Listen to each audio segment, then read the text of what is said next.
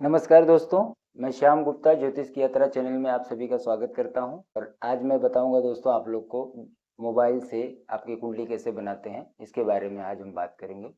क्योंकि हमारे एक दोस्त हैं, उन्होंने बोला कि कुंडली के बारे में थोड़ा संपूर्ण तरीके से बताइए, कुंडली कैसे देखते हैं। आज मैं पूरी तरीके से बताऊंगा दोस्तों कुंडली कैसे मोबाइल से बनाते हैं। अगर आपकी कुंडली नहीं है तो आप कुंडली को कैसे बनाएंगे अपने मोबाइल से, और देखना कैसे सीखेंगे।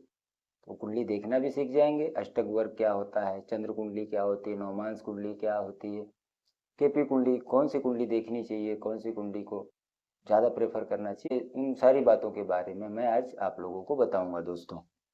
तो चलिए आते हैं अपने टॉपिक पे। आप अपने मोबाइल में प्ले स्टोर से ये ऐप होता है, आप देख सकते हैं, एस्ट्रोसेज ऐप, इसको डाउनलोड कर लीजिए। और इसमें आप इसमें जाके आप इसमें अपना डेट फिल करिए। जैसा कि मैंने अभी एक जन का कुंडली बना के यहाँ रखी है, तो आप अपना डेट यहाँ पे डालिए। आप यहाँ अपना पहले नाम लिखिए ऊपर में, यहाँ अपना नाम डाल दीजिए जो भी आपका नाम है। उसके बाद इसके नीचे आप आपका जन्म का तारीख, जो भी आप जिस तारीख को आप जन्मे हैं वो तारीख यहाँ डाल दीजिए दोस्तों। और जो आपका जन्म समय है वो यहाँ पे डाल दीजिए। वो यहाँ पे जब आप जन्म समय डाल देंगे तो कैसे डालते हैं, जैसे कि अभी मैं यहाँ पे क्लिक करता हूँ, तो आप यहाँ पे जब क्लिक करेंगे तो ये यहाँ कीवर्ड आ जाएगा। तो आप यहाँ से टाइप करके अपना नाम डाल दीजिए। उसके बाद फिर इसमें आके यहाँ पे आपका जो भी है, यहाँ पे दिसंबर, जनवरी, फरवरी, जो भी आपका जन्म का समय है, जन्म डेट है, वो सारा डाल के, और जन्म का साल ये डाल के यहाँ से ओके करके फिर आप यहाँ पे जन्म का स्थान डाल सकते हैं। आपके गांव का नाम नहीं आएगा तो आप जिले का नाम डाल के, जैसे जो भी आपका जिला है, जैसे वाराणसी है, बिहार है, जो भी जिला है, अपना जिला और राज्य का नाम डाल के आपका वो वहाँ पे स्थान चुन, जहाँ आपका जन्म हुआ है वो स्थान चुन के वहाँ पे सेव कर दीजिए। और उसके बाद मेल है या फीमेल है, मतलब पुरुष या स्त्री है, लड़का है या लड़की है, वो डाल दीजिए। यहाँ पे पुरुष कर देंगे तो हो जाएगा, यहाँ कर देंगे तो स्त्री हो जाएगा। आप देख लीजिए, ऐसा कुछ नहीं, लेकिन कुंडली बनाते समय उस कुंडली तो सेम ही आती है, लेकिन वो एक है नियम, उसको आप फॉलो करिए। उसके बाद यहाँ कुंडली दिखाएं पे क्लिक कर दीजिए। कुंडली आपकी बन के सामने आ गई दोस्तों। तो लग्न कुंडली को बिना देखें, लग्न कुंडली में ग्रह स्थितियाँ बदल जाती हैं।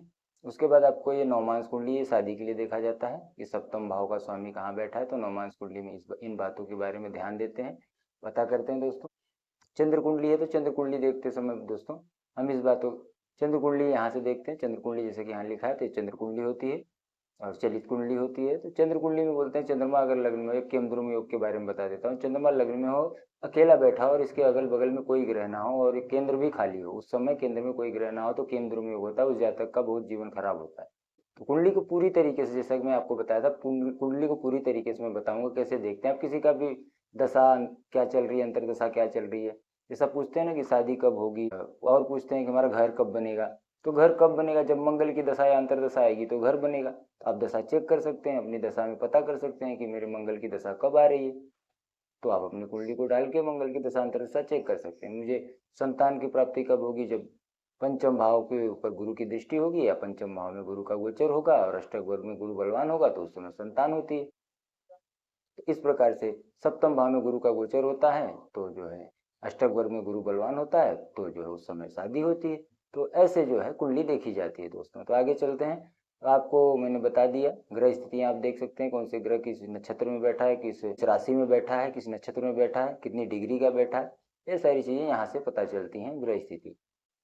मोबाइल आ जाने से यही बहुत आसान हो गया है दोस्तों कि आपको बहुत ज़्यादा कैलकुलेशन नहीं करना पड़ता और आसानी से आप कुंडली देखना सीख जाते हैं।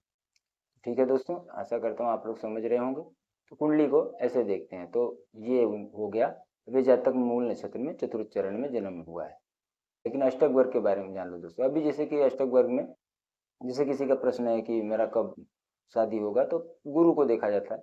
गुरु बलवान है, 5 बिंदु, 6 बिंदु, 7 बिंदु, मतलब 5 बिंदु से कम ना हो, तो उस समय जब गुरु का गोचर हो, मतलब गुरु बलवान होता है, तो उस साल उस वर्ष में जब अगर शादी का समय चल रहा है, उम्र है शादी की, तो उस समय आप देख सकते हैं कि इनकी शादी कब होगी। जैसे इस जातक की देखें तो इस जातक तो अभी 16 साल का है, तो कोई बात नहीं।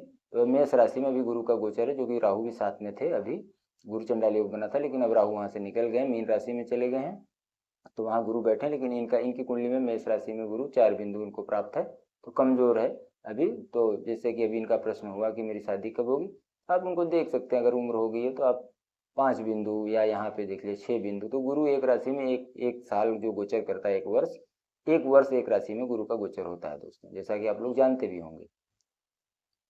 तो यहाँ पे गुरु को बल कम है, जैसे शुक्र को यहाँ पे बल 6 बिंदु प्राप्त हुआ, मतलब जिसको बिंदु और रेखा बोलते हैं। तो अष्टक वर्ग में, अष्टक वर्ग से कुंडलियां देखना भी ऐसे हम सीखते हैं, अष्टक वर्ग से कुंडली कैसे देखी जाती है, तो अब बिंदु भी देख सकते हैं।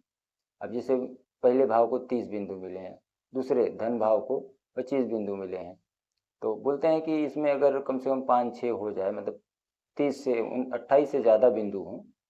अब जैसे इनके में कितने, कम से कम 6 हो तो जीवन अच्छा होता है। तो इसमें एक है, एक में 30 है, 2, 3, 4, 5 और ये 6, मतलब इनका जीवन एक अच्छा रहेगा। मतलब 28 से ज़्यादा बिंदु अगर 6 भाव में है, एक भाव, 2 भाव, एक यहाँ 3, एक यहाँ 4 और एक ये 5 और एक 6, तो जीवन अच्छा रहता है। मतलब एक प्रकार से इसे देखते हैं, जिस ग्रह को जीरो बिंदु जहाँ प्राप्त होते हैं, कहीं कहीं जीरो बिंदु होते हैं, तो वो समय इंसान के जीवन का बड़ा बुरा समय होता है। तो अष्टक वर्ग देखते समय ऐसे देखें, अगर उसकी दशा चल रही हो और वो ग्रह जो है जीरो बिंदु पे हो, उसकी जीरो रेखा में, वो समय जातक का बहुत बुरा चलता है। तो आप कुंडली में अष्टक वर्ग के बिंदुओं को ऐसे देखें।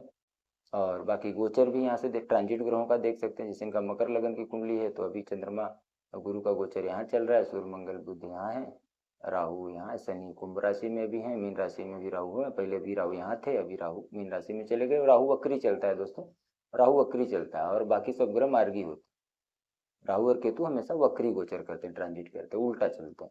तो आप इसको समझिए, क्योंकि वो छाया ग्रह है ना, तो परछाई कभी भी उल्टी ही चलती है, आपने देखा होगा, या तो आगे चलेगी या तो पीछे चलेगी। तो सन और मून का जो है, उनको कोई छाया ग्रह है, कोई पिंडी स्वरूप नहीं है। इस प्रकार से आपको गोचर भी इसमें देख सकते हैं आप, कि अभी ग्रहों का गोचर किस राशि है। जन्मकालीन चंद्रमा से जो तीसरे छठे और ग्रहों में पापी ग्रहों का गोचर होता है, तो बहुत अच्छा समय होता है, उस समय वो शुभ फल देते हैं।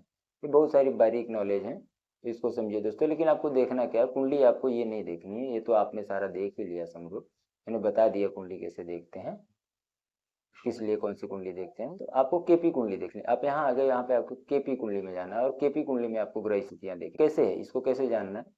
से पारंपरिक में जाएंगे तो देखिए राहु यहाँ है, मंगल शुक्र, ये ग्रह स्थितियाँ बदल जाएंगी। देखिए जैसे हम केपी में जाएंगे तो ये क्या है, केपी बहुत माइनर, मतलब बहुत बारीक गणना करके आपको ग्रहों को बिठा देता है, और आप वहाँ से फलादेश करेंगे तो आपका फलादेश सही जाएगा, नहीं तो आपका फलादेश फेल हो जाता है दोस्तों। आप ग्रहों को कहीं देखते हैं, ग्रह कहीं और से फल दे रहा होता है, इसलिए केपी कुंडली को देखना बहुत जरूरी है। ग्रह कहीं और बैठा है तो आपका फलादेश फेल हो जाता है, आप समझ नहीं पाते। तो आप केपी कुंडली देखें, तो ये वाली कुंडली जो है लग्न कुंडली है, तो ये ना देखें दोस्तों, यहाँ आके केपी कुंडली में जाएं तो आपकी ये कुंडली देखिए, राहु यहाँ था तो यहाँ आ गया, और ये जो तो ये सूर्य सूर्य शुक्र चंद्रमा यहाँ थे तो यहाँ आ गए, और जो मंगल बुध गुरु यहाँ लाभ भाव में थे वो यहाँ आ गए, और शनि केतु यहाँ आ गए जो कि अष्टम में थे। तो मतलब ग्रह स्थितियाँ बदल गई। मतलब डिग्री वाइज होता है कि लगन कितनी डिग्री का है। लगन अगर 0, 1, 2 डिग्री का है, 27-28 डिग्री का है, तो उसमें क्या होता है कि ग्रहों की अपनी खुद की डिग्रियां होती है, तो ये बहुत माइनर जांच करना। इस प्रकार से आपको कुंडली को देखना है, तो केपी कुंडली देखें दोस्तों, बाकी कोई कुंडली ना देखें, ठीक है। दशा आपको यहाँ से देखनी है, आप इसमें आ जाइए, दशा देखना है। तो ये जातक का जन्म मूल नक्षत्र में हुआ था, चौथे चरण में चंद्रमा गोचर कर रहा था, जन्म 2006 को इनका जन्म था, तो लास्ट चरण में चंद्रमा गोचर कर रहा था। चंद्रमा जब जिस नक्षत्र में होता है तो वही दशा प्राप्त होती है जन्म को। अब जितनी बची उतनी मिली, तो इनको 4 महीने की मिली, उसके बाद 20 साल की शुक्र की दशा इनको मिला, और ये जातक जो है भी शुक्र की दशा में चल रहे हैं। 2027 से शुक्र की दशा चलेगी, और ये होता है महादशा, विषुवती महादशा। उसी में अगर आपको देखना है कि अंतरदशा किसकी चल रही है दोस्तों, तो देखिए क्या होता है, दशा, अंतरदशा, प्रत्यंतर दशा, सूक्ष्म दशा और प्राण दशा, ऐसी 5 दशाएं। लेकिन आप लोग को मेरा कहना है कोई भी कुंडली देखा करिए, उसमें क्या रहता है, सारे ग्रह स्थितियां बहुत परफेक्ट हो जाती हैं। आज तो मुझे बताना वैसे था दोस्तों खाना नंबर 12 में राहु नीच के क्यों होते हैं, लेकिन आज मैंने मेरे दोस्त का ये था कि आप कुंडली देखने के लिए मुझे बताएं कि मैं मोबाइल में कुंडली किस प्रकार से देखूं। तो इससे आप लोग सब लोग अच्छे से घर बैठे सीख जाएंगे। तो आप लोग ऐसे सीखते रहिए। अगले आने वाली वीडियो में राहु खाना नंबर 12 के बारे में बताऊंगा दोस्तों, यहाँ नीच का क्यों होता है, बुध यहाँ खराब क्यों होता है। और फिर मिलते हैं दोस्तों अगली वीडियो में। धन्यवाद दोस्तों।